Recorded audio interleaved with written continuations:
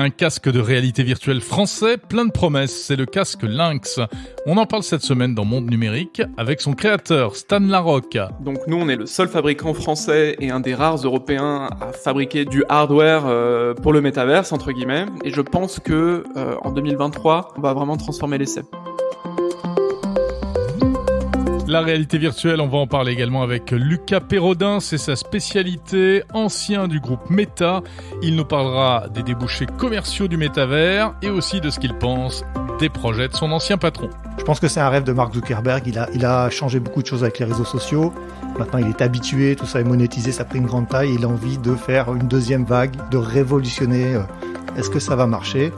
On n'en est pas certain. Voilà, deux invités passionnants, pas forcément d'accord sur tout, et puis on parlera aussi des perspectives économiques du métavers. Bienvenue dans Monde Numérique numéro 53.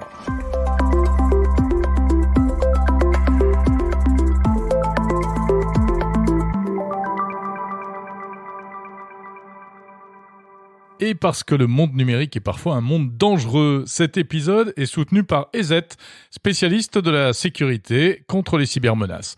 Les solutions de cybersécurité EZ s'adressent à la fois aux particuliers et aux entreprises. Elles se veulent efficaces mais légères et discrètes sur votre ordinateur pour profiter du meilleur du monde numérique dans les meilleures conditions.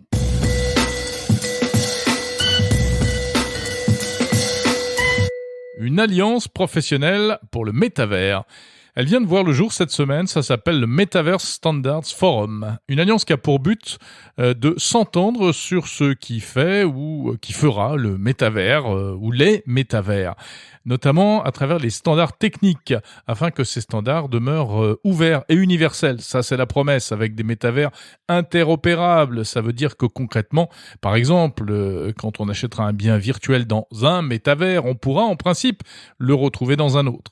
Alors dans cette alliance, on trouve des marques comme Meta, Microsoft, Nvidia, Qualcomm, Sony, Adobe, Epic Games, etc., etc., mais également des enseignes telles que Alibaba, Ikea ou encore même le World Wide Web Consortium, ce qui montre bien l'intérêt de tous ces organismes, quels qu'ils soient, technologiques ou pas, pour ces futurs outils numériques.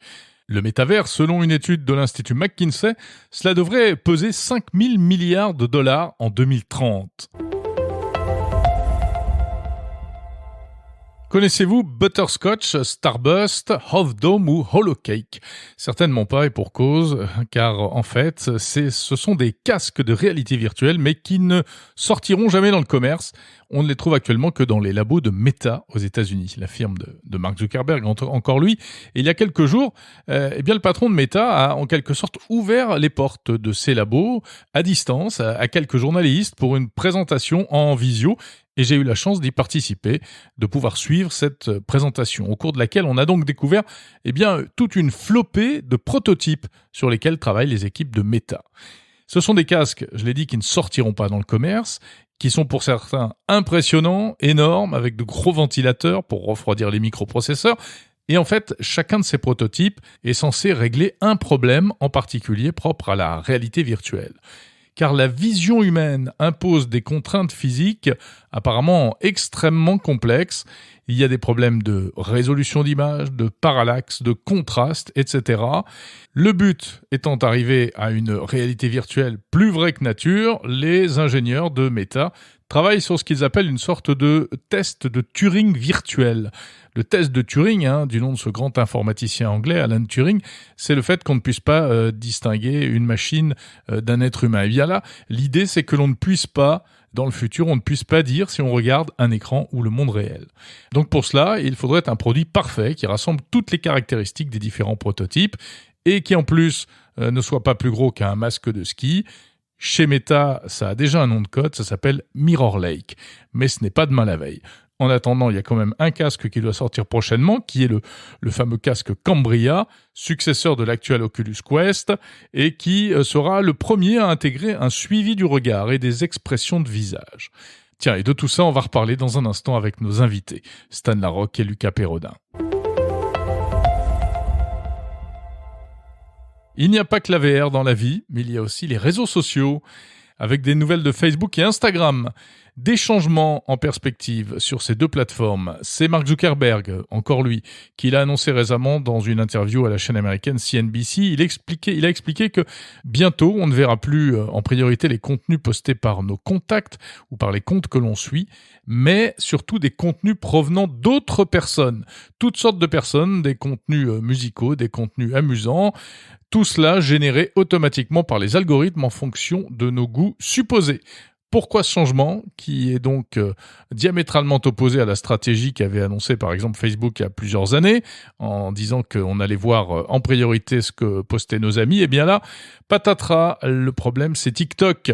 La plateforme chinoise TikTok fait de plus en plus concurrence à Facebook et Instagram, et le groupe Meta a clairement l'intention d'y répondre, notamment en faisant ce choix drastique prochainement. Préparez-vous donc à voir arriver toutes sortes de nouveaux contenus sur vos fils Instagram et Facebook. TikTok, justement, est au cœur d'un mini-scandale pour des questions de vie privée. Selon des documents internes à l'entreprise qui ont fuité récemment, la direction chinoise de TikTok aurait eu accès aux données personnelles d'utilisateurs occidentaux, comme par exemple des identifiants de connexion, des adresses e-mail, l'âge des utilisateurs, etc. Et cela, eh bien, ça ne passe pas, parce qu'il faut rappeler le contexte dans lequel cela intervient.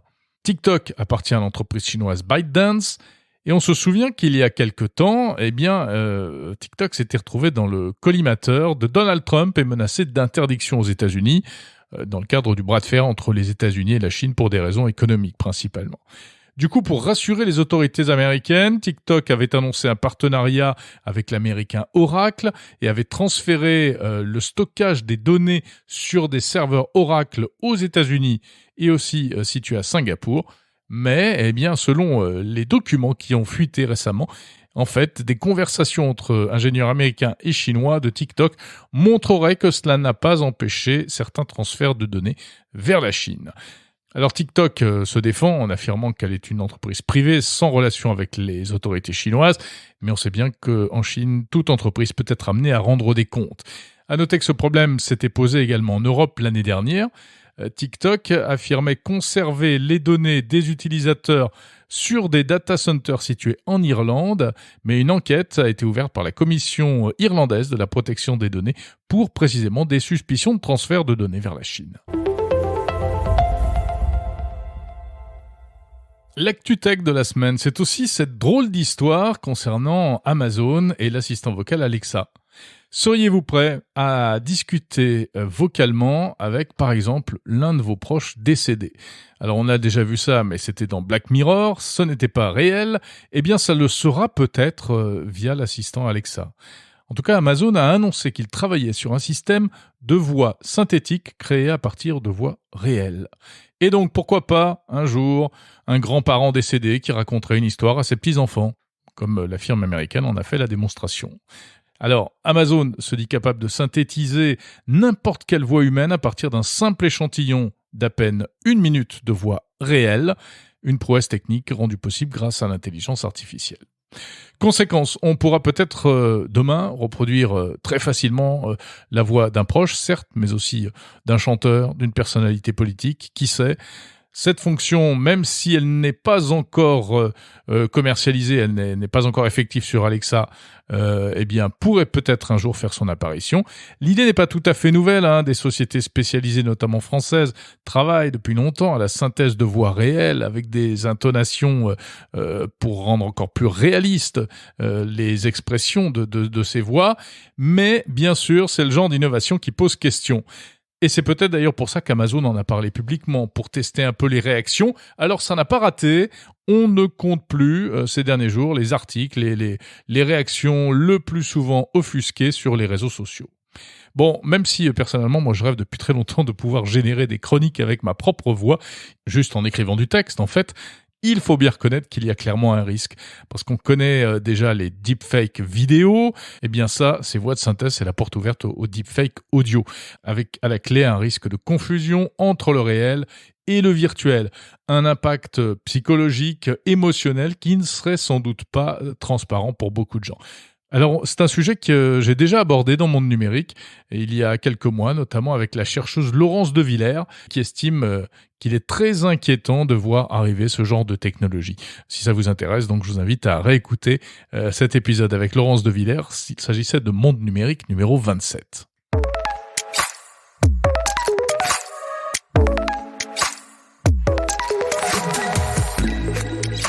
Voilà pour l'actu de la semaine. On va passer maintenant aux interviews de Monde Numérique. Avec deux invités vraiment passionnants cette semaine. On va parler des dessous de la réalité virtuelle. Quels sont les enjeux techniques de cette AR/VR et aussi les enjeux commerciaux, sans oublier même les questions de souveraineté. On va voir ça avec Stan Larocque de la société Lynx. Et puis avec Lucas Perrodin, on s'intéressera au métavers version Zuckerberg, mais pas seulement. Ancien responsable de la réalité virtuelle au sein du groupe Meta, Lucas Perrodin est maintenant spécialisé dans le conseil aux entreprises pour l'accès à ces technologies.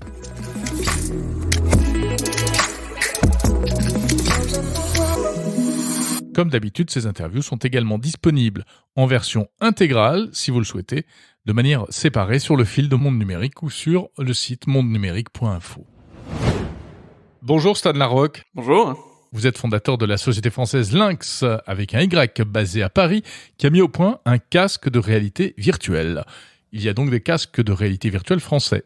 Et un casque qui suscite pas mal d'intérêt de la part des géants américains du numérique, car il faut dire qu'il est assez particulier. C'est en fait un casque de réalité mixte. Pouvez-vous nous le présenter tout d'abord ? Voilà, c'est ça. Donc nous, on est le seul fabricant français et un des rares européens à fabriquer du hardware pour le métaverse, entre guillemets. On fabrique du coup, pour le moment là, des casques avec un modèle très en vogue qui s'appelle le Lynx R1 et qui a cette particularité de couvrir tout le champ des technologies immersives, du bout de la réalité virtuelle jusqu'à la réalité augmentée et tout ce qu'il y a entre les deux. Donc c'est pour ça qu'on appelle ça de la réalité mixte. Et ça va vraiment bouleverser les usages, parce qu'il y a les usages qu'on connaît en réalité virtuelle autour du divertissement, du jeu vidéo, des films 360, etc. Ça, on va dire que c'est pas mature, mais c'est connu, c'est des applications qui sont connues depuis maintenant plusieurs années, qui sont déployées en entreprise ou dans le grand public. Et nous, on arrive avec des fonctionnalités en plus sur ce casque qui permettent de voir de nouveaux jeux vidéo en réalité augmentée. Vous pouvez imaginer Pokémon Go dans un parc, mais beaucoup plus immersif que juste le bout de son smartphone tenu à bout de bras avec un tout petit champ de vue, et des applications assez dingues dans le milieu professionnel autour de cette nouvelle réalité mixte. Voilà. Alors pour le décrire un petit peu plus, donc il est assez léger, il est un peu plus compact que l'Oculus Quest de Facebook. Ouais, il est un petit peu plus compact et surtout il est à peu près aussi lourd, mais il est beaucoup mieux équilibré sur la tête. On a fait le choix technique de mettre la batterie à l'arrière, en fait, qui est l'élément le plus lourd dans à peu près n'importe quel objet électronique grand public maintenant. Et le fait de mettre la batterie à l'arrière, ça nous a permis de l'équilibrer sur votre tête et d'avoir le centre de gravité du casque à peu près au même niveau que le centre de gravité de votre tête.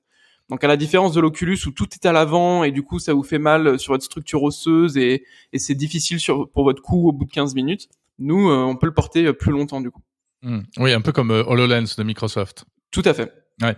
Et alors la particularité, je le disais, c'est que il mixe à la fois la réalité virtuelle, la réalité augmentée, c'est-à-dire qu'en fait concrètement, on peut voir ce qu'il y a autour de nous alors qu'on porte le casque grâce à des caméras. Voilà, donc on a 6 caméras devant le casque qui tournent à très haute fréquence en temps réel.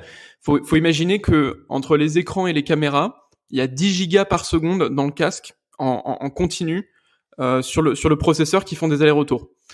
Donc on a 2 de ces caméras en fait qui ont le rôle de vos yeux, et c'est pour ça qu'elles sont placées en gros au milieu du casque à 64 mm l'une de l'autre, et 64 mm c'est pas un hasard, c'est l'écart interpupillaire moyen chez l'homme adulte.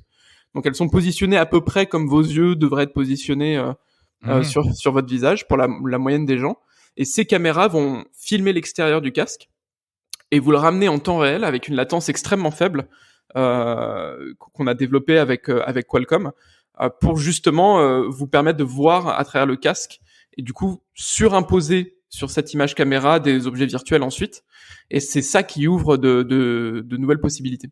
Oui. Alors pour préciser à ceux qui ne connaissent pas forcément, Oculus Quest de Facebook a aussi des caméras, mais elles permettent une vision uniquement monochrome, hein, donc en noir et blanc, puis en plus c'est très très pixelisé. Vous avez l'ambition vraiment de faire un outil qui ne nous coupe pas entièrement du monde. Bah c'est ça en fait, c'est déjà les caméras de Facebook dont vous parlez, en fait, elles ont pas été conçues pour ça, donc c'est pour ça qu'elles sont en noir et blanc avec une qualité qui n'est pas celle qu'on attend pour l'œil humain. Nous, on a vraiment fait le pari, le choix matériel dans notre casque de mettre ces caméras haute définition et à framerate élevé pour justement avoir cette sensation de réalisme et ne pas couper les gens quand ils sont en réalité virtuelle. Et du coup, ça, vous n'avez pas besoin d'enlever le casque pour voir votre téléphone, les gens autour de vous dans votre salon ou là où vous travaillez. Et il y a aussi le fait que sur les côtés du casque, on peut enlever la mousse. Généralement, en fait, quand vous portez un casque, vous avez une mousse qui vient couvrir votre visage pour être dans l'obscurité totale, pour garantir une immersion totale en réalité virtuelle. Nous, cette mousse, elle est aimantée et vous pouvez l'enlever, ce qui fait que quand vous êtes en réalité augmentée, que les caméras du casque sont allumées, vous avez également votre vision périphérique qui est dégagée pour voir les obstacles, pour voir le fait de voir sur votre côté, ça vous permet aussi de récupérer un équilibre vestibulaire qui en fait va faire en sorte que vous n'aurez pas le vertige. Parce que quand on voit sur notre périphérie, c'est là où c'est l'information qu'utilise notre cerveau pour essentiellement se repérer dans l'espace et ne pas tomber. Et c'est un sens qu'on perd en réalité virtuelle. Mmh. Alors, quand on vous écoute comme ça, on se dit que c'est assez impressionnant parce que vous semblez relever plusieurs défis que même les plus grands ont du mal à relever. Il y avait une présentation de Mark Zuckerberg il y a quelques jours en ligne, au cours de laquelle il a présenté tous les prototypes qui sont qui sont en préparation chez Meta, et en expliquant que, en gros, c'était très difficile tout ça parce qu'il y avait plein de défis techniques, hein, la parallaxe, la profondeur de champ, le focus, etc., etc. Vous, on a l'impression que vous relevez tous ces défis comme ça en un tournement? Alors, oui et non. Faut comprendre que il y a une différence de moyens assez énorme. Un parallèle qu'on pourrait faire, c'est qu'aujourd'hui, chez Lynx, on est 17 pour le moment. Chez Facebook, ils sont 17 000. Donc, pour chaque employé chez Lynx, il y a 1000 clones chez Facebook en train de pédaler sur probablement un sujet similaire. Donc, voilà, déjà Facebook, c'est une machine de guerre énorme qui a été déployée par Mark Zuckerberg parce qu'il a dit la VR c'est mon truc, boum, il a mis son argent sur la table et c'est parti à coups de milliards. Je crois que c'est 3 milliards par trimestre le coût de son unité qui ne fait pas de profit pour le moment. Nous, il se trouve qu'on fait des profits, donc on dépense pas pareil, mais nous on a un cash flow positif au moins, donc on est dans les rares personnes à faire de l'argent en réalité virtuelle et réalité augmentée. Il faut quand même avouer que c'est un marché je dirais un peu casse-gueule. C'était comme les drones et l'IoT avant, hein. Tout le monde s'est fait les dents dessus et il n'y a pas grand-chose qui en est sorti. Le gros pari de Mark Zuckerberg, c'est de se dire je vais faire un bond technologique. Il se rend compte que c'est compliqué. Et moi, quand je vois ce genre de vidéo, en étant dans l'industrie, quand je le vois pavaner comme ça, je me dis, il est en train de justifier des choses. Il a des choses à justifier à ses investisseurs. Il dit, regardez, on travaille, regardez, on fait des trucs de fou. Il s'adresse pas que à nous, il s'adresse pas que au grand public quand il fait ce genre de choses. De la même manière que quand il monte sur scène lors de sa conférence annuelle qui s'appelait Oculus Connect, qui s'appelle maintenant Facebook Connect, quand il fait ce genre de choses, c'est que pour les actionnaires de Facebook, il se met en scène aussi en disant je porte le truc, je fais ce pari, les gars, ça va marcher, faut y croire. Et ils ont beaucoup de problèmes en interne, à la fois de financement, mais aussi RH. Parce que c'est risqué, parce qu'on se rend compte que ça prend du temps et donc il fait des vidéos comme ça en disant non mais les gars ça prend du temps, c'est un marathon, on veut des lunettes qui pèsent 80 grammes qui sont les lunettes d'Iron Man, mais attendez, ça va prendre un peu de temps. Ça, nous aussi on le sait, on est très bien financé, pas autant que lui, mais pas autant que les GAFAM, mais j'ai la chance d'avoir des actionnaires qui me suivent et qui savent aussi que ça prend du temps, c'est des gens du milieu, et je pense que on a fait des choix technologiques, notamment avec la version 1 de Lynx et la version 2 qu'on est en train de préparer, qui font qu'on a immédiatement accès à un marché qui a été défriché par les autres il y a quelques années. Mais là où Mark Zuckerberg fait des paris technologiques de faire des lunettes ou même une montre qui n'ont pas forcément un usage et qui vont pas forcément rencontrer un succès tout de suite, c'est trop risqué pour nous. Nous, on fait pas ce genre de choses. On se concentre sur un produit, on le fait bien. Et quand vous posiez la question, mais on a l'impression d'adresser plein de challenges. Alors oui, là, on est dans un podcast audio, on se rend pas compte. Il faut venir dans nos bureaux, essayer nos prototypes, voir tout ce qu'on fait. C'est vraiment une caverne d'Alibaba de geeks chez Lynx. On fait plein de choses. Et quand on sait pas faire quelque chose, notamment par exemple le chipset, on sait pas le faire. Personne sait faire un chipset en Europe correct pour faire de la réalité virtuelle et de la réalité augmentée. Donc, on va voir les meilleures équipes du monde. Et dans ce cas-là, c'est Qualcomm. Et voilà, à chaque fois, on est allé voir les meilleurs partenaires dans les trucs qu'on savait pas faire. Et sinon, on a essayé de le faire nous-mêmes. Et moi, mon but à terme, pour en dévoiler un peu plus, c'est que cette version 1, on l'assemble en Asie. Et que la version 2, vu qu'on a des clients dans le médical et dans la défense, etc., il se peut qu'on ouvre une usine en début 2024 en Europe, potentiellement en France. On est en train de discuter avec des territoires pour voir où est-ce qu'on pourrait implanter une usine.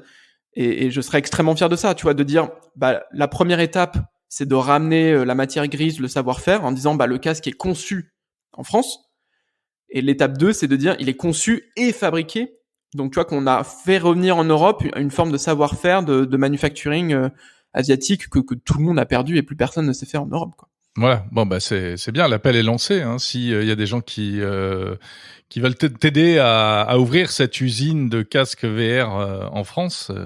Tout à fait. Donc nos portes sont ouvertes. Nous on est très bien financés. Parce que les gens ont compris les enjeux. Je recrute des ingénieurs, mais aussi des techniciens, etc., qui vont nous aider à bâtir ces projets. Donc là, l'équipe, tu vois, il y a quelques mois, on était 10, là on est 17, et puis à la fin de l'année, ce sera probablement x2. Donc on est en train de grossir avec cette dimension industrielle toujours en tâche de fond, quoi. Stan, justement, encore une petite question business. Qui sont les investisseurs de Lynx et pourquoi ils vous suivent? Alors j'ai deux types d'investisseurs dans Lynx. Donc déjà, je suis encore actionnaire majoritaire, donc j'ai la chance d'être chez moi. Voilà, donc c'est pour ça que la boîte va vite, parce qu'on peut prendre des décisions rapidement, etc. Donc je suis pas freiné, j'ai pas de cofondateur ou d'actionnaire pénible. J'ai pas de fonds d'investissement classique, j'ai pas de fonds VC en fait, ce qui est une autre forme de liberté énorme en fait. J'ai des business angels qui eux sont français, donc ils sont venus tout au début, que j'ai rencontré par l'intermédiaire d'une banque privée Indo-Suez, qui ont eu vent de ce projet, et donc ça m'a permis de lever 900 000 euros en 2019. Donc là, c'était purement des petits Français, 5 investisseurs français. Et là, le mois dernier, le 25 mai, j'ai fait une autre levée de fonds de 4 millions d'euros. Et là, c'est des investisseurs, il y a un Américain, un Suisse et un Tchèque. Donc, tu vois, un petit symptôme aussi, il n'y a pas de Français qui nous ont suivis. Il n'y a pas de fonds français, voilà. C'est pas un signe très positif. C'est pas très positif. Je t'avoue que j'ai été déçu de la réponse en fait de l'écosystème financier français. J'ai eu des rendez-vous lunaires sur en fait des gens qui se disent investisseurs dans la tech. Et dès que tu leur parles de VR et d'AR, c'est un marché qu'en France on ne comprend pas. Parce qu'il n'a pas encore été défriché par les GAFA. C'est ça. Et en fait, nous, on sait très bien investir dans des boîtes qui font de la livraison de hamburgers en 15 minutes. Mais dès qu'il y a des sujets un peu plus deep tech, où il y a des enjeux un peu différents de la matrice habituelle de la French Tech, je crache sur personne, mais quand tu regardes le tissu économique des boîtes en France, on va dire aujourd'hui que c'est 99% de software, parce que c'est un modèle qui est connu des financiers, qui marche très bien, qui est périn. Quand t'as besoin de fermer une boîte, t'as juste besoin de virer des gens qui vont se recaser très vite et de fermer des serveurs. Alors que quand tu fermes une boîte hardware, c'est une usine. Donc le risque, en fait, moi j'ai vu beaucoup de gens qui font du capital, mais pas de capital risque en fait. J'ai vu très peu de gens qui ont été prêts à se risquer avec nous. Donc voilà, une déception que je partage au micro aujourd'hui, mais ça va peut-être changer, je l'espère. On est en train de transformer l'essai, donc on verra plus tard. Stan Larocque, encore une question, alors, et qui revient un peu à ce qu'on disait tout à l'heure. Pourquoi tout ça? À quoi ça va servir? Le futur de la VR, selon toi, c'est quoi? C'est tout le monde dans le métavers toute la journée, ou bien c'est plus subtil? Non, voilà, c'est plus subtil. Question provocante. C'est plus subtil que ça dans les usages qu'on voit de ce qui se fait aujourd'hui et de ce qui va se faire demain. Aujourd'hui, quand on dit casque, les gens pensent à jeux vidéo. c'est du divertissement, parce que c'est ce qui fait gagner de l'argent aux développeurs aujourd'hui qui font des applis sur les stores des casques. Et les gens utilisent à majorité pour ça. Dans le futur, quand on aura rajouté ces capteurs, quand les casques auront plutôt l'aspect de masque de ski que de grosses briques qu'on met devant les yeux, que ce sera plus agréable, moins cher, etc. On travaille là-dessus, tous les GAFAM travaillent là-dessus. Laissez-nous travailler encore quelques mois. Ou venez dans notre bureau pour voir des démos sympas.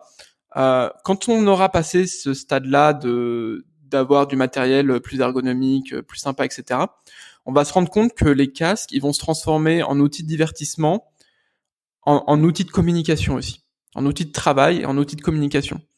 Quand on va commencer à mettre un modem dedans, quand ils vont avoir des navigateurs web beaucoup plus intégrés, nous on travaille avec Firefox là-dessus, on a un projet qu'on va montrer en juillet très intéressant, où en fait, si tu fais le parallèle par exemple avec l'iPhone, pourquoi ça a super bien marché?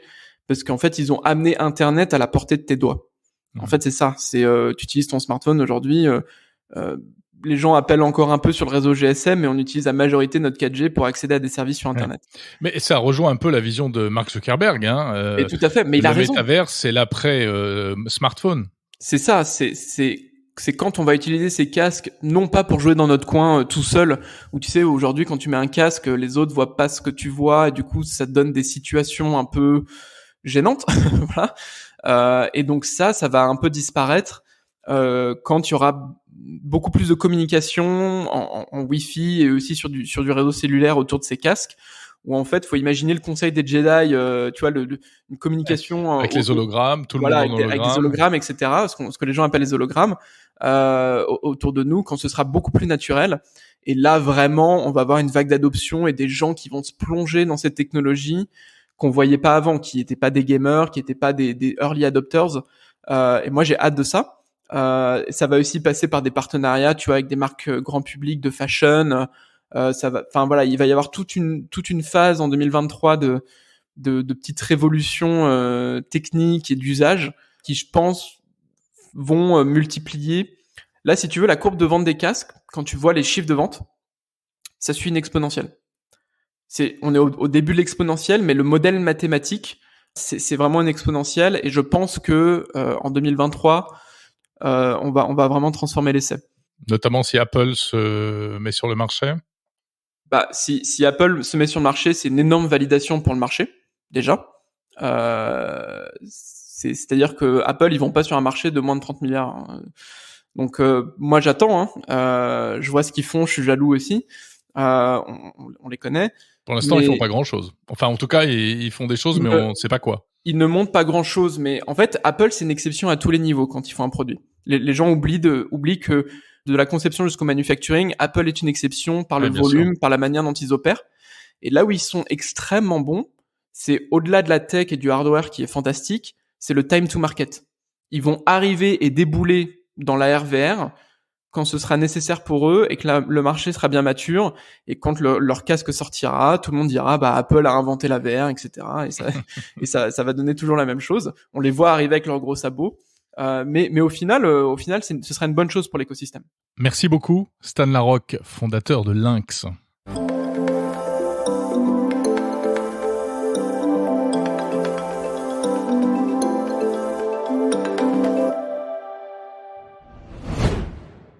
Bonjour Lucas Perrodin. Bonjour Jérôme. Vous êtes fondateur de Moula Digital, un cabinet conseil qui aide les marques à se numériser. Donc vous les conseillez pour aller sur les réseaux sociaux, le métavers, etc. Et puis également, vous avez travaillé chez Meta pendant plusieurs années, ex-Facebook. Vous avez été directeur réalité virtuelle, réalité augmentée pour l'Europe, le Moyen-Orient et l'Afrique. Alors on va commencer par ça.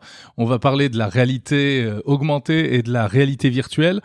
D'après vous, Lucas Perrodin, est-ce que c'est, pour faire court, l'avenir d'Internet, comme le dit, par exemple, notamment Mark Zuckerberg, à travers le métavers? Alors, c'est potentiellement l'avenir d'Internet, de manière partielle, à mon avis, pour avoir travaillé dessus pendant 4 ans. On va avoir plus de réalité virtuelle, on aura de la réalité augmentée. Ça va prendre beaucoup de temps, mais je ne crois pas que ce sera... ou alors dans 15 ans ou 20 ans, notre principale manière d'utiliser la technologie. Je pense qu'on restera dans des usages hybrides et que nos téléphones, nos PC ont beau jour devant eux. parce que je pense pas qu'on a envie d'être dans une version immersive et virtuelle de la réalité pendant un temps prolongé de manière récurrente. C'est peut-être pas forcément une aspiration qu'on a. On a l'impression que la réalité virtuelle, elle est déjà là, à travers les casques, Oculus, etc. Tandis que la réalité augmentée, il y a encore un champ des possibles assez phénoménal. Alors, effectivement, la réalité virtuelle est plus concrètement présente aujourd'hui et accessible au grand nombre que la réalité augmentée. Parce que l'immersion, ça donne moins de contraintes techniques, tout simplement. Là, on est dans le hardware, il y a des contraintes physiques, il y a des choses à régler qui sont du domaine de la physique fondamentale, sur les matériaux, les rendus, l'optique, etc. Et c'est plus possible en réalité virtuelle. En réalité augmentée, il y a encore énormément de problèmes de reflets, de qualité de l'image, de définition, de largeur du champ de vision, qui sont des problèmes extrêmement difficiles à régler. Donc c'est pour ça que ça va prendre du temps. Ça va prendre du temps et ça n'existe pas de manière satisfaisante aujourd'hui. Il n'y a pas de solution de réalité augmentée qu'on utiliserait toute la journée. Ouais. Lucas, vous travaillez plus chez Meta, on peut en parler maintenant. Le projet de métavers de Mark Zuckerberg, c'est quoi? C'est une lubie ou c'est vraiment un truc qui verra le jour et qui va changer le monde? Je pense que tous les projets qui changent le monde commencent comme pas des lubies, mais des rêves ou des ambitions ou parfois de la mégalomanie, pour avoir envie de changer le monde. Il faut voir très loin et il faut avoir une chance infime de succès et mettre beaucoup de moyens derrière. Donc c'est ce qui se passe. Donc la réponse, elle est un peu au milieu. Je pense que c'est un rêve de Mark Zuckerberg. Il a changé beaucoup de choses avec les réseaux sociaux. Maintenant, il est habitué, tout ça est monétisé, ça a pris une grande taille. Il a envie de faire une deuxième vague, de révolutionner la technologie et notre accès à la technologie. Donc il veut changer ça. Il met énormément de moyens derrière. Est-ce que ça va marcher ? La question est posée, on n'en est pas certain. Ça peut marcher, mais il y a une possibilité que je dirais qui n'est pas moindre que finalement on n'arrive pas à réaliser ce rêve. Ouais, c'est pas gagné. Alors vous, votre boulot, c'est de conseiller les entreprises qui veulent se lancer là-dedans et qui apparemment sont très friandes. On a l'impression qu'elles veulent tout y aller. Il y a beaucoup d'entreprises qui parlent de ça. Récemment, Carrefour a fait un peu le buzz avec une petite séquence de pseudo-recrutement dans le métavers. Comment expliquer cet engouement pour les entreprises? Qu'est-ce que vous leur dites en plus, vous, quand vous les rencontrez? Ouais, alors Carrefour, ils ont acheté du terrain dans Sandbox, etc. Oui, ils ont investi, vraiment. Alors nous, c'est vraiment notre métier. Notre métier, c'est d'aller voir les dirigeants, les conseils de direction, et de leur expliquer ce qui est faisable. En anglais, on dit ce qui est du buzz, ce qui est du bullshit et ce qui est du business. Nous, c'est vraiment notre métier, et de faire en sorte de démystifier un peu tout ça. Donc effectivement, passer de un business traditionnel au métavers d'une seule traite, c'est absolument impossible. Donc on a beaucoup d'effets d'annonce, on a beaucoup de déceptions, des investissements. Enfin, on a des gens qui ont peur, en anglais on dit FOMO, Fear of Missing Out, qui ont peur de rater le train, donc qui s'y engagent de manière un peu désordonnée. C'est plutôt ce qu'on voit en ce moment. La réalité, c'est que les boîtes, pour être présentes dans les réseaux sociaux, dans les applications de messagerie et dans le métavers à terme, et de faire du business dedans, il faut qu'elles se réorganisent, il faut qu'elles revoient leur technologie, il faut qu'elles revoient leur business model et qu'il y a un gros travail de fond à faire. Et aujourd'hui, on voit plutôt un travail de surface. Donc, on va avoir beaucoup de déceptions, mais au moins, ça les a sensibilisés au problème. Oui, c'est-à-dire que pour l'instant, on a l'impression que c'est un peu de la com, quoi, c'est aller dans le métavers pour faire parler de soi, en fait. C'est de la com, c'est pour faire parler de soi, pour parler aux actionnaires, parce qu'il y a une attente des actionnaires de la bourse où quand vous avez des actionnaires, il faut leur dire si le monde va vers le métavers, nous aussi on y va, on a un plan. Après, c'est à double tranchant, parce que quand on a un plan qui n'est pas très crédible, ça peut marcher dans l'autre sens. Donc il faut vraiment... Par exemple, le narratif des investisseurs, c'est quelque chose sur lequel nous on travaille. Si vous travaillez pas sur votre contenu digital, sur vos paiements, sur vos processus d'identification de vos clients, sur votre mesure, sur la privacy aujourd'hui, qui est un sujet majeur, et qui sont vraiment des chantiers de fond pour les entreprises. Vous pouvez aller raconter tout ce que vous voulez à Wall Street ou au CAC 40. Dans 6 mois, vous aurez un problème. Mais le métavers, au fond, est-ce que c'est pas juste une nouvelle interface? Alors, ça peut être à minima, et il y a derrière le mot métaverse, il y a un champ sémantique qui est tellement large que chacun y voit un peu ce qu'il a envie d'y voir. Donc ça peut être un jeu, on en a parlé récemment, ça pourrait être Fortnite, on peut dire que c'est un métavers, parce que on a un avatar et puis on interagit avec les autres et on s'amuse ensemble. Et puis le monde continue à vivre même quand on n'est pas connecté, etc. Exactement. Et puis, il y a une autre définition qui est celle, pour le coup, de Mark Zuckerberg, qui est de dire tant que ça n'est pas immersif, ça n'est pas un métavers. C'est en gros le tagline, c'est être sur Internet ou être dans Internet. Quand on est dans Internet, on est dans le métavers. Et alors demain, avec la réalité augmentée dont on parlait, est-ce qu'on sera dans Internet ? Alors, c'est une bonne question parce que il n'y a pas de consensus, même dans la Silicon Valley, sur le métavers. D'abord, on a des gens comme Evan Spiegel, par exemple, qui est le fondateur de Snapchat, qui lui dit que c'est une vision qui est relativement hypothétique. Il n'y croit pas tellement. Il travaille plutôt sur une extension de ce qu'on fait aujourd'hui avec nos téléphones par des lunettes ou par des drones, par exemple. Mais donc on n'est pas dans un métavers, on est dans une espèce de portefeuille de possibilités qu'on peut utiliser. Mmh. Et ça, c'est la réalité augmentée. Est-ce que la réalité augmentée nous met dans le métavers ? A priori, non, à moins que il y ait une certaine, ce qu'on va appeler une gamification. J'essaie de parler français. Oui, la gamification, c'est le fait de rendre ludique et on est plus dans un univers de jeu, en fait. Voilà, auquel cas, on pourrait voir l'avatar des autres gens qui participent en réalité augmentée, surimpressionné dans le monde réel, etc. Ça, c'est possible. Ce qu'on voit du métavers de Facebook et de Zuckerberg, c'est très ludique. C'est d'ailleurs ce qui fait que ça paraît pas très sérieux pour certains. Alors, je pense que... C'est des bonshommes un peu... ouais. On a l'impression qu'ils sortent d'un film d'animation, quoi. C'est les avatars. Alors ça tient beaucoup d'abord à la culture américaine et au champ de diversité et d'inclusion qui souffle dans certaines parties des États-Unis, notamment la Californie.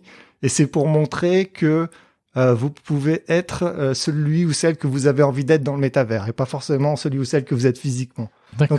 Ah oui, c'est sous-tendu par cette idéologie, au fond, qui est très prégnante aujourd'hui et qui arrive aussi en Europe. Ouais, alors qui est positive, en tout cas en ce qui me concerne, mais effectivement, ça illustre beaucoup ça et c'est pour montrer que le métavers, c'est pas forcément qui je suis transposé dans un autre univers. Ouais. Mais pour revenir à la question, les principales applications à court terme, ce sera dans le domaine professionnel, B2B.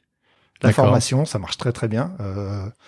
Donc ça va remplacer la visio, les MOOC en visio, des choses comme ça ? Alors la visio, ça va prendre beaucoup de temps parce que pour avoir fait moi beaucoup de meetings en réalité virtuelle, c'est très fatigant. Je peux faire 1 heure de meeting dans la journée de réunion en réalité virtuelle, mais après il fait chaud, enfin c'est compliqué. Donc ça n'est pas prêt. Par contre, on a fait de la formation avec Walmart, et ça c'est public, on peut en parler, en réalité virtuelle des employés des entrepôts. Et on s'est rendu compte qu'il y avait une bien meilleure rétention de l'information au niveau accidentologique. On était sur des ratios bien plus performants parce que ils étaient plus impliqués en fait. Et quand vous faites un training en réalité virtuelle, vous regardez pas votre téléphone, vous ne faites que ça. Et les informations rentrent mieux et donc la performance est meilleure. Donc ça, ouais, d'accord. Il y a un effet efficience en fait. Il y a un facteur d'efficience qui est supérieur. Ouais. Et ça en B2B, c'est de la productivité. Donc ça va marcher pas mal. D'accord. Qu'est-ce qu'il faut est-ce qu'il faut se préparer à ça ? Est-ce que ça va changer des choses dans notre perception demain et voilà, la manière que le numérique qu'on connaît aujourd'hui, les réseaux sociaux ou autres, ont pas mal bousculé nos relations, nos modes de vie. Comment ça va impacter encore plus d'après vous ? Alors ça, c'est un impact majeur. Impact sociétal. Pour commencer, dissocier la réalité de la non-réalité est encore plus compliqué parce que quand la réalité augmentée ou la réalité virtuelle sera très performante, ça va être très difficile. Et puis notre cerveau va commencer à croire que des choses virtuelles sont réelles. Donc ça, très très gros problème de santé mentale. Problème de législation, comment est-ce qu'on légifère dans le métavers ? Aujourd'hui, il y a des cas d'agression dans le métavers. D'agression sexuelle, d'agression physique. Sont-elles réelles ou pas ? Enfin, là, toute la partie régulation reste à faire. Et c'est un énorme chantier. Il y a une problématique d'acceptabilité sociale. Si moi, j'ai des lunettes de réalité augmentée elle scanne votre visage, qu'elle me dit dans quel état psychique vous êtes et que je peux vous manipuler parce que j'ai plus d'informations que vous ne les avez pas, est-ce que c'est acceptable ? Ça, c'est une grande question. Donc, il y a énormément de travail à faire avant que ce soit quelque chose d'acceptable dans la société. Merci beaucoup, Lucas Perrodin. Merci, Jean. Fondateur de Moula Digital, spécialisé dans le conseil aux entreprises pour la digitalisation et l'entrée dans le métavers.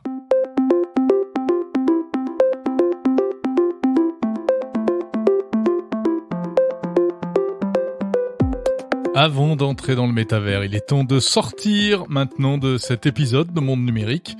Merci de l'avoir écouté jusqu'au bout. Vous pouvez retrouver ces interviews en intégralité sur le fil de Monde Numérique et sur le site mondenumérique.info.